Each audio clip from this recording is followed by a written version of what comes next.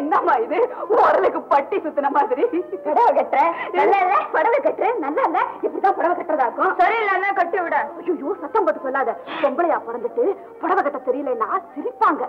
அம்மா திடீர்னு புடவை கட்டுறதுக்கு ஆசை வந்துருச்சு உனக்கு ஆச்சரியமா இருக்கு நானே அந்த ட்ரெஸ்ஸோட வயல் பக்கமா போயிட்டு இருந்தேன்னா அங்க ஒரு ஆள் என்ன கட்டி என்னது என்னது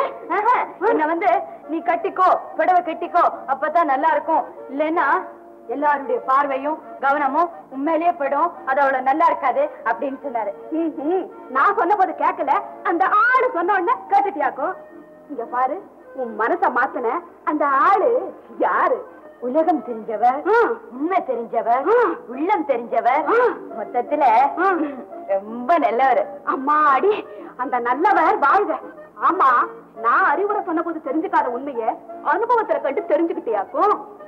சரி சரி புடவை கட்டி விட சரி சரி நீங்க வா கடவுளே இவளுக்கு புடவை கூட கட்ட தெரியலையே புருஷனை கட்டி எப்படிதான் குடும்பம் நடத்த போறாளோ வாமா எப்படி இப்படிதான் வா என்ன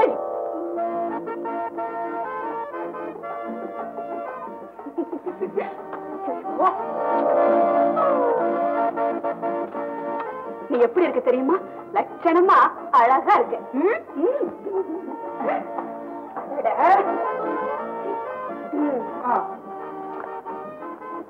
எங்க இப்ப நட பாக்கலாம் என்ன கையை விட இப்ப நட என்ன இந்த கையை விட அப்ப எப்படி நடக்கிறது எப்படியா இங்க பாரு இப்படி அடக்க ஒடுக்கமா நடக்கணும் எங்க நட பாக்கலாம் இப்படி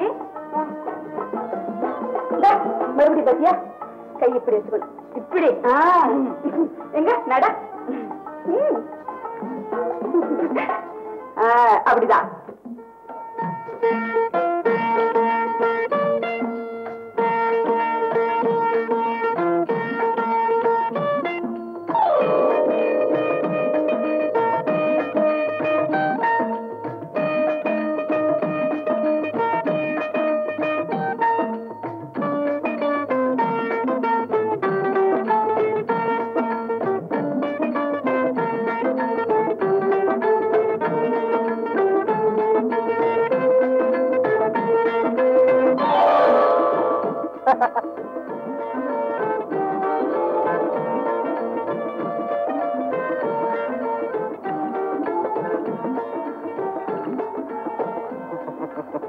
சிரிக்காதீங்க அன்னைக்கு சிரிச்சு இன்னைக்கு சிரிச்சா எப்படி